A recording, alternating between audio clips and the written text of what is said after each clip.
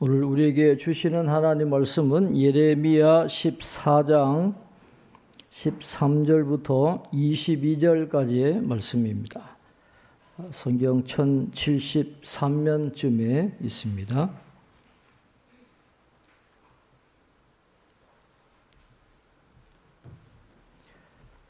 예레미야 14장 13절부터 22절까지 우리 한 절씩 교독하겠습니다. 이에 내가 말하되 슬프도소이다 주 여호와여 보시옵소서. 선지자들이 그들에게 이르기를 너희가 칼을 보지 아니하겠고 기근은 너희에게 이르지 아니할 것이라. 내가 이곳에서 너희에게 확실한 평강을 주리라 하나이다.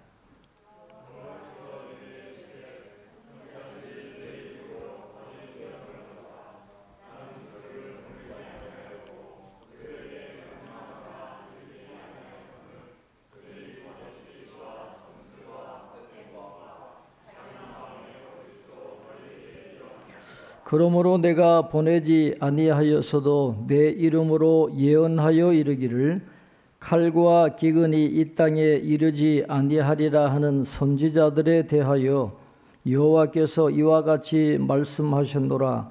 그 선지자들은 칼과 기근에 멸망할 것이요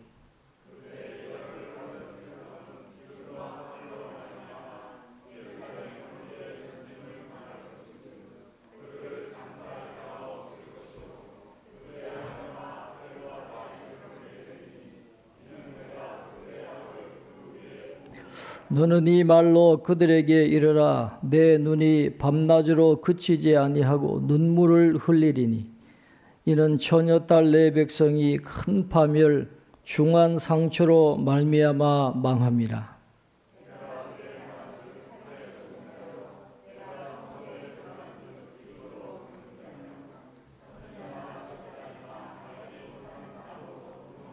주께서 유다를 온전히 버리시나이까? 주의 심령이 시온을 싫어하시나이까?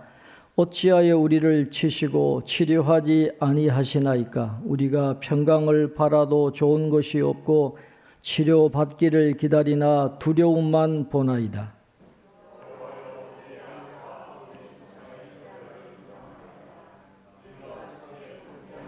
주의 이름을 위하여 우리를 미워하지 마옵소서. 주의 영광의 보좌를 욕되게 마옵소서. 주께서 우리와 세우신 언약을 기억하시고 패하지 마옵소서.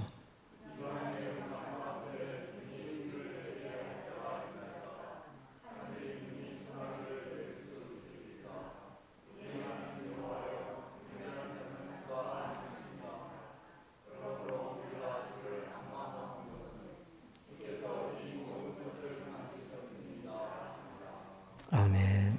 교회 소식 주보를 참고해 주시고 우리 김상준 장로님, 김규숙 집사님, 정혜숙 권사님, 환우들 위해서 계속 기도해 주시기를 바랍니다. 오늘 김 목사님 오셨는데 이번 총회가 참 쉽지 않은 그런 총회였어요. 여러 가지 어려움이 있었지만은 지금 총회에 참석했던 목사님들 이야기를 쭉 들어보니까 아주 총회장님이 지혜롭게 아주 잘 인도해서 총회가 잘 맞춰졌다.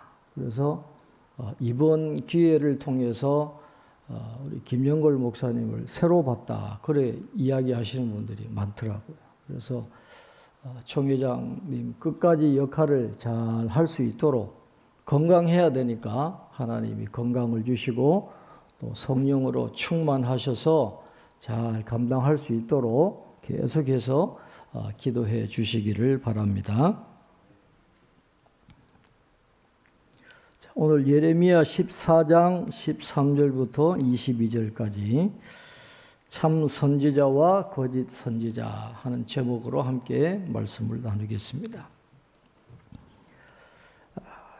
지금 이 배경을 보면 지금 가뭄이 아주 계속되고 있는 가운데 너무너무 힘드니까 예레미야와 백성들이 하나님 앞에 탄원의 기도를 계속해서 드리고 있는 그런 상황인데 하나님이 예레미야 선지자에게 너는 더 이상 이 백성들을 위해서 기도하지 말아라.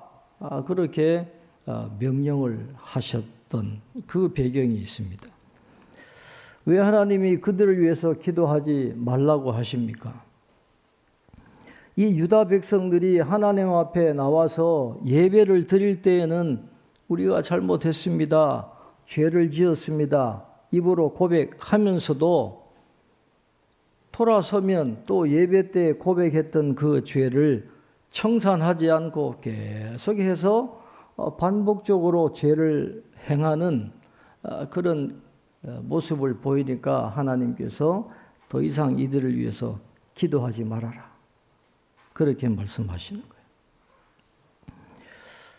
이런 말씀을 보면 하나님은 예배 때 하는 우리의 고백, 단순한 립 서비스라고 갖고는 하나님이 만족하지 않으세요. 하나님은 우리의 립 서비스에 속아 넘어가지를 않으신다는 것이죠. 하나님은 우리에게 립 서비스를 원하는 게 아니라 라이프 워십을 원하는 거예요.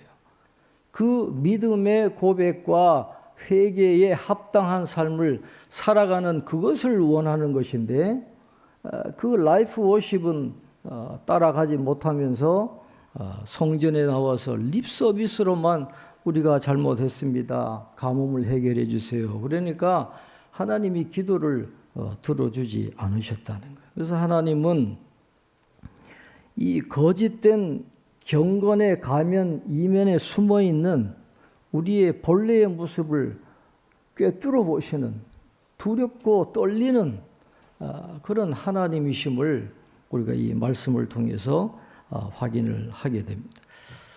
자, 그런데 백성들을 위해서 중보 기도를 하지 말라고 하는 이 말씀을 들었던 예레미야의 마음속에 갈등이 있었던 것 같아요. 아무리 하나님 앞에 죄를 지은 그런 백성이지만 내 동족이거든요. 그러니까 이 동족을 인간적으로 안타까워하는 그런 마음으로 중보기도 사역을 계속 해야 될 것이냐, 아니면 하나님의 말씀에 순종해서 중보기도를 하지 말아야 할 것이냐 하는 이 두 가지 감정이 예레미야 선지자 마음속에서 서로 충돌했던 것 같습니다. 그런 갈등 속에서 오늘 본문에는 예레미야 선지자는 이 하나님께서 기도하지 말라고 명령하셨음에도 불구하고 다시 한번 백성의 편에 서서 그들을 옹호하는, 변호하는 그런 역할을 하고 있음을 보게 됩니다. 이 백성이 영적으로 타락한 이유는 거짓 선지자들에게 현혹되었기 때문입니다 하는 그런 것으로 이 유다 백성들을 어떻게 하든지 하나님께 긍휼을 받게 하려고 하는 그런 시도를 하고 있음을 볼 수가 있습니다. 14절에 이렇게 말씀하죠.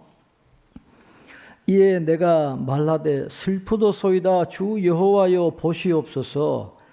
선지자들이 그들에게 이르기를 너희가 칼을 보지 아니하겠고 기근은 너희에게 이르지 아니할 것이라 내가 이곳에서 너희에게 확실한 평강을 주리라 하나이다. 그렇게 이야기를 하고 있어요.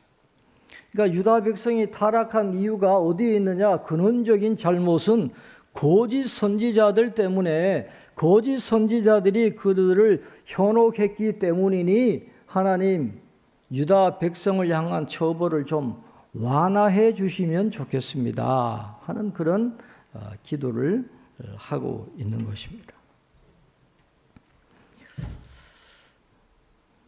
그런데 이 말씀을 쭉 우리가 살펴보면 이 유다 백성들은 자신들이 듣고 싶은 말만 들었던 사람들이에요. 예레미야의 말은 귀를 기울이지 않았어요. 그러나 거짓 선지자들에게는 귀를 활짝 열었어요. 칼과 기근이 없을 것이다. 이 성전에만 있으면 확실한 평강을 얻게 될 것이다. 그래서 바깥에서는 온갖 죄를 다 저지르면서도 이 성전에만 오면 이 거짓 선지자들의 말을 통해서 위로를 받고 희망을 얻고 자기들이 괜찮은 양, 이제는 우리가 안식을 누리겠구나, 그렇게 거짓 평강으로 만족을 한 거죠. 그러면서 바깥에 나가서는 하나님의 법도대로 살지 않고 그냥 세상 법도대로 바깥에 사람들 하는 대로 악을 행하면서 그렇게 살았다 하는 것입니다. 그렇다고 한다면 예레미야의 말을 듣지 않고 거짓 선지자들이 이야기하는 말을 들었던 이 백성들이 과연 그들이 무죄하다라고 할 수 있겠느냐라는 거예요.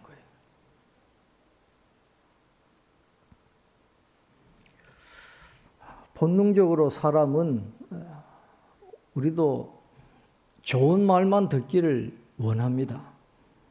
번영신학이 발달하는 이유는 그 축복의 메시지만 듣기를 원하기 때문에 그래요.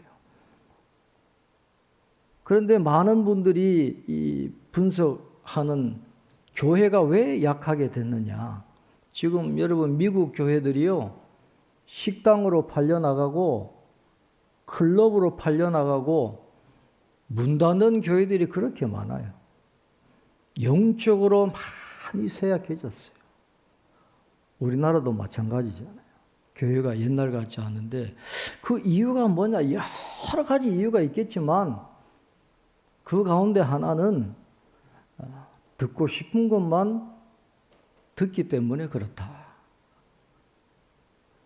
교인들이 싫어하면 메시지를 전해야 될 메시지를 전하지 않고 이 거짓 선지자들처럼 믿으면 복 받습니다. 치료해 주십니다. 위로해 주십니다. 이런 것만 자꾸 설교하니까 이 영성이 약해지고 야성이 사라지고 교회가 지금 흔들리게 된다라는 것입니다. 듣고 싶은 것만 듣고 싶어 해요. 어떤 모임에 갔는데 장로님이 공개석상에서 이런 이야기를 하시더라고요. 그 목사님들도 많고 장로님들도 많은 그런 공개석상인데 이분이 그래요. 자기 교회에서 처음으로, 큰 교회입니다, 외부의 어떤 시설을 빌려가지고 교인들 사경회를 가졌다는 거예요. 집회를 했는데. 근데 담임 목사님이 말씀을 전하시는데 죄에 대해서만 말씀을 하시더라는 거예요. 죄를 회개해야 됩니다. 근데 이 장로님 하시는 말씀이, 교인들이 지금 먹고 살기 힘들어 죽겠는데, 일하고 그렇게 휴가 내서 그렇게 집회 와서 은혜 받으려고 왔으면 축복에 대해서 말씀해 주시고, 번영에 대해서 이렇게 하나님이 주십니다. 채워주십니다. 이런 설교를 해야지 자꾸 죄를 지적하고 죄를 회개하라 그러니까 그분이 그래요, 장로님이. 아마 내년에는 교인들이 많이 참석 안 할 겁니다. 그 공개석상에서 그렇게 이야기를 하더라고요. 그런데 제가 그 이야기를 듣고 가만히 생각해 보니까 여러분 성경을 우리가 쭉 읽어보면 전체적으로 보면 하나님이 복받을 그릇을 갖추면 하나님이 채워주신다 그랬거든요. 하나님 앞에 바로 서고 하나님이 보실 때 그런 복받을 준비가 됐다 할 때 하나님이 채워주신데 만약에 준비가 안 됐어요. 그런데 하나님이 복을 주셨다고 여러분 생각해 보세요. 여러분 큐티인 간증 보세요. 잘 되면 넘어지는 경우가 많습니다. 하나님이 복을 주셔도 감당을 못하는데 그런 사람들에게 복을 주면 이게 불행의 씨앗이에요. 다 딴짓하게 되고 여자 찾아가고 술, 도박 망하는 길이거든요. 그러니까 죄를 회개하라고 하는 것이 이게 듣기 싫은 게 아니라 이게 다 전체적으로 연결되는 거예요. 죄를 회개하면서 하나님 앞에 온전한 믿음의 사람으로 서고 하면 하나님이 그 믿음의 삶을 보시고 채워주시면 그 믿음의 그릇대로 복을 받은 대로 교회를 위해서 하나님 나라를 위해서 이웃을 섬기며 온전하게 살아갈 수 있는 건데 복 받으라고 이야기 안 했다고 마치 목사님을 비판하는 식으로 그것도 공개석상에서 수많은 목사님들이 앉아 계시는데 그렇게 이야기. 그거는 그분이 신학적인 소견이 없구나. 그걸 본인 스스로 드러내는 거예요. 그릇이 잘 준비되면 되는 건데, 그러니까 이 백성들도 여러분 죄 없다고 할 수 있겠어요? 듣고 싶은 말만 쫓아가는, 그래서 거짓 선지자에게 어떤 책임을 돌리고 이 유다 백성들을 좀 완화해 주세요라고 그렇게 하니까 하나님이 대답하시는 게 14절입니다. 자, 우리 14절 우리 한번 같이 읽겠습니다. 여호와께서 내게 이르시되 선지자들이 내 이름으로 거짓 예언을 하도다. 나는 그들을 보내지 아니하였고 그들에게 명령하거나 이르지 아니하였거늘 그들이 거짓 계시와 점술과 헛된 것과 자기 마음의 거짓으로 너희에게 예언하는도다. 아멘. 이 예레미야 14장 14절은 이 장신대에서 설교학을 배운 학생들은 잊어버릴 수가 없는 말씀이에요. 설교학을 가르치셨던 정장복 교수님이라고 계신데 이제 돌아가셨습니다마는 이분은 설교학 수업을 하면 반드시 하는 게 있어요. 먼저 다 일어나라 그러고 이 발성 연습을 쭉 시킵니다. 그리고 함께 성경을 암송하고 수업을 시작하는데 그 암송 구절 중에 하나가 예레미야 14장, 오늘 이 말씀 14장 14절이에요. 이걸 쭉 읽으면서 수업을 합니다. 설교를 우습게 보지 말라는 거예요. 헛소리 하지 말라는 거예요. 농담 따먹게 하지 말라는 거예요. 생명 걸고 해야 되는 게 설교인데 그 설교의 엄중함을 항상 생각하면서 이 설교학 공부를 하라는 것입니다. 하나님께서 예레미야 선지자에게 이 거짓 선지자들의 정체에 대해서 분명하게 말씀을 하셨어요. 그들이 하나님의 이름으로 설교하지만은 다 가짜라는 거예요. 내 이름으로 하나님의 이름으로 지금 거짓 예언을 하는 겁니다. 하나님이 그들을 보내지 않으셨다는 거예요. 그들에게 선지자로 부르시거나 사명을 주거나 그렇게 하신 적이 없다라고 하는 거예요. 그런데 쥐들이 스스로 거짓 계시와 점술과 헛된 것과 자기 마음의 거짓으로 너희에게 예언한다. 하나님이 그들을 모르신다라는 거예요. 여기서 보면 이 점술과 헛된 것이라 이렇게 번역을 해놨지만은 그 히브리어 성경을 보면 헛된 점술이라 그렇게 이야기합니다. 여러분 점술은 헛된 거예요. 어느 책에 보니까 이 도깨비라고 하는 여러분 드라마 우리 교인들은 안 보셨을 거예요, 그죠? 그 도깨비라는 드라마에 나오는 이 대사를 언급을 하고 있는 글을 읽은 적이 있는데 이 한 여인이 무속인을 찾아갑니다. 요즘 TV를 보면 무당들이 그렇게 많이 나와요. 연예인 중에 무당된 사람이 그렇게 많더라고요. 또 무당에 대해서 여러분 많이 나옵니다. 우리 영적 분위기가 심상치 않아요. 한 여인이 무속인에게 찾아갔는데 그러니까 무속인이 그럽니다. 무슨 일로 왔는가 그래요.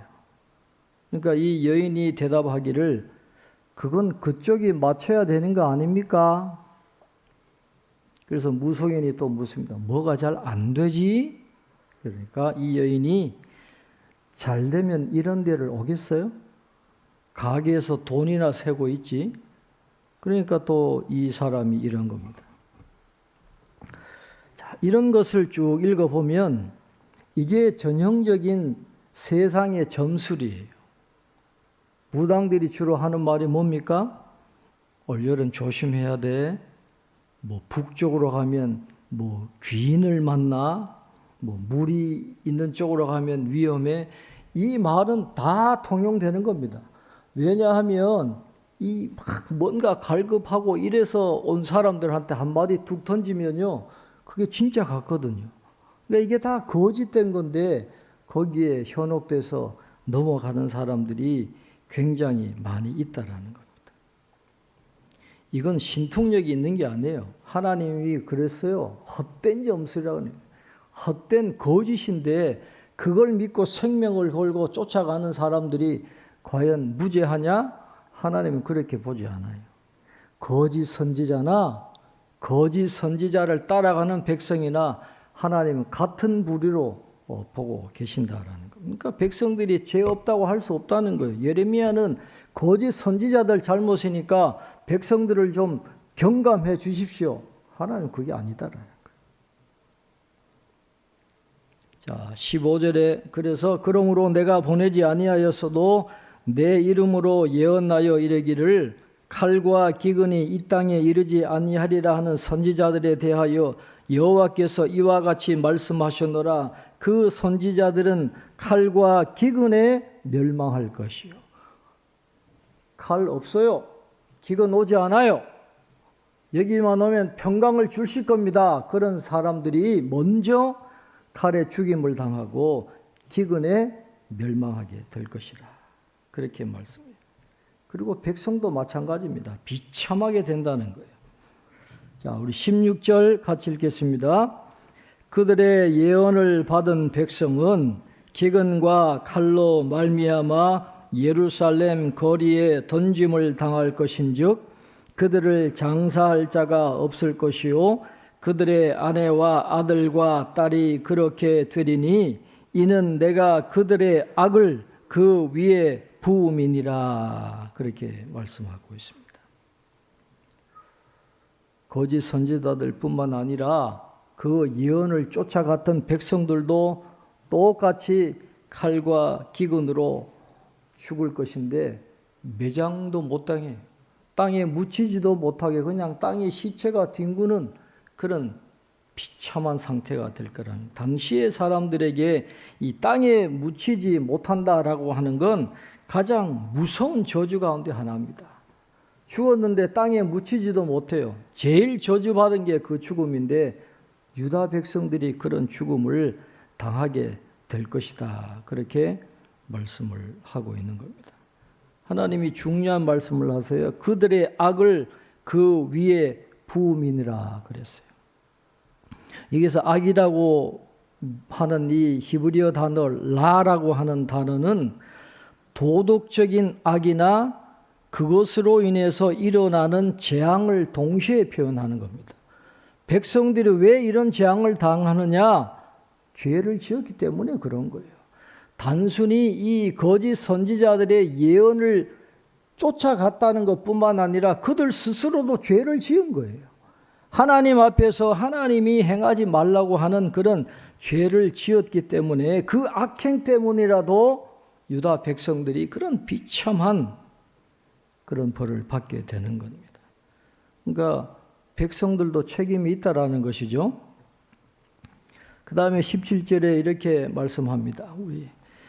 너는 이 말로 그들에게 이르라. 내 눈이 밤낮으로 그치지 아니하고 눈물을 흘리리니 이는 처녀 딸 내 백성이 큰 파멸 중한 상처로 말미암아 망합니다. 그렇습니다. 예레미야가 눈물의 선지자잖아요. 눈물의 선지자. 밤낮으로 눈물이 그치지 않아요. 그러니까 이 밤낮으로 눈물이 그치지 않는다라고 하는 건 유다에 떨어지는 징계가 그렇게 혹독할 뿐만 아니라 이게 지속이 된다는 거예요. 하루만 그러면 견딜 수 있는데 지속적으로 이런 어려움을 당하게 될 것이다 라는 것입니다. 그래서 이 예레미야가 처녀 딸 내 백성, 자기 동족 유다 백성들이 당할 그 고통을 보니까 눈물을 흘리지 않을 수가 없는 거예요. 그들의 고통이고 나의 고통이니까. 예레미야는 백성들과 별개로 간주하지 않고 그들이 곧 나의 백성이고 내가 곧 그들이고 그들의 고통이 나의 고통이니까 밤낮 눈물을 흘리는, 그래서 예레미야는 눈물의 선지자입니다. 근데 우리가 기억해야 될 건 예레미야의 눈물은 곧 하나님의 눈물이에요. 예레미야의 마음은 하나님의 마음입니다. 하나님은 유다 백성을 보시면서 통쾌하다, 저놈들 죄를 지었으니까 벌을 받아 마땅하다, 고소하다, 그게 아니에요. 하나님은 그들을 위해서 눈물을 흘리신다 그랬어요. 그래서 죄인을 향한 하나님의 마음은 진노가 아니라 안타까움과 긍휼입니다. 하나님이 진노하시고 징계를 주시는 이유는 그들이 망하게 하기 위한 것이 아니라 그들을 회복시키시기 위해서, 은혜를 베풀어 주시기 위해서 그들에게 진노를 바라는 것입니다. 그래서 계속해서 하나님은 진노를 선포하시지만 돌아오라고, 돌아오면 하나님이 회복 주시겠다라고 계속해서 말씀을 해 주시는 것이죠. 큰 파멸 중한 상처로 말미암아 망합니다. 영어 성경을 보면 그냥 wound라고 되어 있어요. 가벼운 부상이라고 그렇게 번역을 했지만 이 말은 그런 가벼운 부상이 아닙니다. 파멸이고 분쇄고 파괴예요. 완전히 뭔가 다 사라져버리는 그런 아픔을 당하고 말기 때문에 눈물을 흘리지 않을 수가 없는 것입니다. 어떤 파멸입니까? 18절에 보면 내가 들에 나간즉 칼에 죽은 자요, 내가 성읍에 들어간즉 기근으로 병든 자며 선지자나 제사장이나 알지 못하는 땅으로 두루 다니도다 그랬어요. 비참하게 구원의 희망이 없는 이 성읍을 예레미야가 보게 될 것이고, 선지자나 제사장이나 알지 못하는 땅으로 두루 다니도다. 이 지도자들도 이런 징벌이 올 줄 몰랐어요. 준비를 못했어요. 그러니까 당황해서 어찌할 줄을 모르는 그런 것이고, 나중에는 포로로 끌려가는 그런 벌을 받게 될 것이다. 그렇게 말씀을 하고 있습니다. 그러니까 탄식하지 않을 수 없어요. 이 징벌이 곧 닥쳤으니 어떻게 탄원하지 않겠습니까? 그래서 19절부터 22절은 백성들과 함께 이 예레미야가 하나님 앞에 탄식하며 기도하는 장면이 19절부터 나오고 있는 것입니다. 19절에 이렇게 말씀합니다. 주께서 유다를 온전히 버리시나이까? 주의 심령이 시온을 싫어하시나이까? 어찌하여 우리를 치시고 치료하지 아니하시나이까? 우리가 평강을 바라도 좋은 것이 없고 치료받기를 기다리나 두려움만 보나이다 그랬습니다. 거짓 선지자들이 외친 게 이거잖아요. 하나님이 너희들을 절대로 버리지 않을 것이다. 하나님이 이 시온성을 절대로 버리지 않을 것이다. 하나님이 우리에게 평강을 주실 것이다. 그런데 아무리 기다려도 안 오는 거예요. 하나님이 온전히 버리실 리가 없고 시온을 싫어하실 리가 없는데 왜 우리를 빨리 돕지 아니하십니까?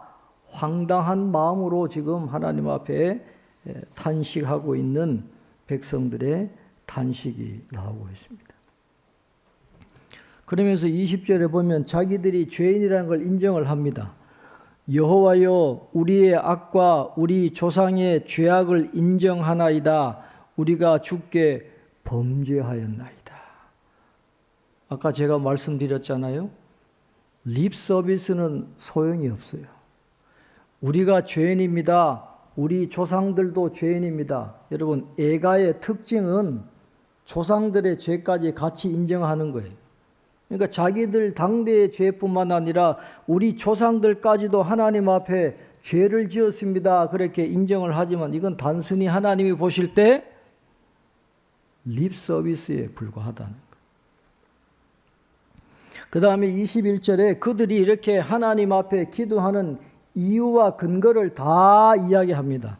자, 21절 우리 한번 같이 읽겠습니다. 주의 이름을 위하여 우리를 미워하지 마옵소서. 주의 영광의 보좌를 욕되게 마옵소서. 주께서 우리와 세우신 언약을 기억하시고 패하지 마옵소서. 그랬어요. 이방인들이 볼 때 하나님은 유다 백성의 하나님이에요. 이스라엘의 하나님이에요. 그러니까 유다 백성이 멸망당하면 누가 욕을 먹게 돼요? 하나님이 욕을 먹게 되니까 하나님의 이름을 위해서라도 우리를 제발 미워하지 마십시오. 우리를 버리지 마십시오. 언약을 기억해서라도 멸망하도록 내버려 두지 마십시오. 그렇게 간청을 하지만 여러분, 언약을 먼저 깬 자들이 누구예요? 하나님이 언약을 깬 게 아니라 그들이 언약을 깬 겁니다. 이 다 헛된 기도잖아요. 이 립 서비스예요. 하나님은 이걸 들어주시지 않으신다는 거예요. 그 다음에 또 이렇게 고백해요. 22절 우리 한번 같이 읽겠습니다. 이방인의 우상 가운데 능히 비를 내리게 할 자가 있나이까? 하늘이 능히 소나기를 내릴 수 있으리이까? 우리 하나님 여호와여, 그리하는 자가 주가 아니시니까? 그러므로 우리가 주를 앙망하옵는 것은 주께서 이 모든 것을 만드셨음이니이다 하니라. 백성들이 이 타는 기도처럼만 살았다면 이런 형벌을 당할 리가 없죠. 절대로 망하지 않아요. 이 기도대로만 살았다면. 22절에 분명히 고백하잖아요. 비와 소나기를 내리는 분은 우상이 아니라 하나님이시라고 분명히 고백하잖아요. 이 모든 걸 지으신 분이 하나님이시니까 우리가 주님만을 앙망합니다. 주님이 역사하시면, 하늘 문을 열어주시면 이 가뭄의 땅에 비와 소나기를 내려주셔서 문제가 다 해결될 줄로 믿습니다. 그런 고백이잖아요. 이대로만 살았다면 이런 심판이 올 리도 없죠. 그러니까 이렇게 고백을 해도 이건 단순히 어떤 분의 표현에 의하면 허황되고 속이 빈 호소에 불과했다 그랬어요. 허황되고 속이 빈 호소에 불과하니까 하나님이 여러분 이 기도에 응답해 주셨습니까? 아니하셨어요.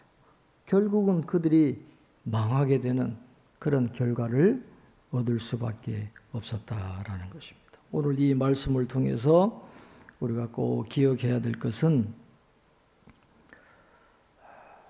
하나님은 립 서비스를 받지 않으십니다. 립 서비스를 받지 아니하시고 우리가 라이프 워십을 드리는지 고백에 합당한 삶을 살아가고 있는지 하나님은 그걸 눈여겨보시고 복받을 그릇이 되면 하나님이 복을 주신다라는 거예요. 그저 복 외친다고 주시는 게 아닙니다.